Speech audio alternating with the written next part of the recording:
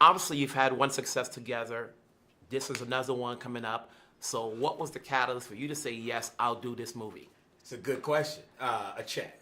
I had to pay Malcolm Lee. You know, he's been doing it for a while. He deserves it.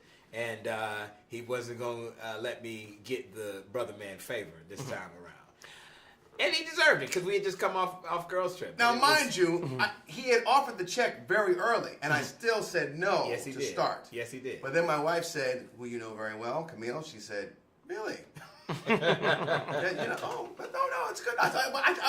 You sure? I mean, you okay with this? I mean, you want to spend time with me this summer, right? She said, "Yeah, okay. Talk to you later, honey." I was like, "Hey, Will." Voicemail. Hey, Will, it's Malcolm. Malcolm, hey, listen, man. Remember what we talked about? Just call me back. Before you make any more calls, just call me back. That's exactly how it happened. That's a true story. You both worked with Tiffany. We saw what she did last year. This is your first time working with Kevin. Yeah. What was different for you? I mean, what was, obviously you know what Kevin can bring to the table, Yeah. but what did you learn from working with Kevin?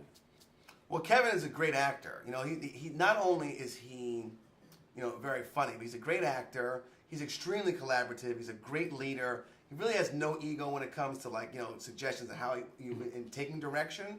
So that was refreshing. I hadn't heard that about him, but I really liked working with him because he liked to talk a lot of trash towards me, and I give it right back. And we had a lot of fun together.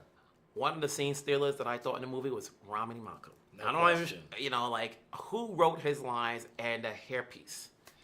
It wasn't a hairpiece. This is actual non-hair that he was brushing his bald spot. Yes. Yeah. No. Listen. I said what? Let's create a real character. Just sink into a character, Ronnie. I've been wanting to work with him since 40-Year-Old Virgin. I think he's just brilliant. He's really funny. He's fresh. He's got a lot of great energy.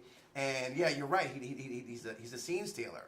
And so yeah, so why don't you just grow out the? He's like, oh, word, yeah, okay. Grow out the beard, get real blue collar with it. And conspiracy theorist, very woke, Hotep type of brother. So it was and he came up with the majority of his stuff. To tell you the truth, there was one take we did that was a single in the opening classroom scene. We probably shot about an hour's worth of footage straight, where he just going and reacting to people. Now, this is a comedy, and we know, but there's also a lesson to be learned here regarding education and GED. Is there something you can get out of this as you're telling people? No question. I mean, it's about second chances, right? These are people in our movie that things didn't go quite the way they thought they were going to go the first time around when they were going, through school, and they got another chance to go back. Now, school isn't for everybody, right. But for those people that want that second chance, you know what? You should go for it.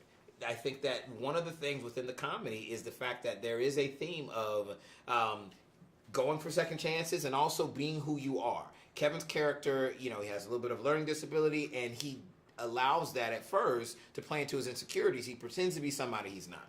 Right. A lot of us can learn from that character that we should be who we are, embrace who we are, and make other people accept us for who we are. Don't try to change for other people. And not everybody learns the same. There's a lot of different learning styles that go on in schools, and there's not a one-size-fits-all for everybody.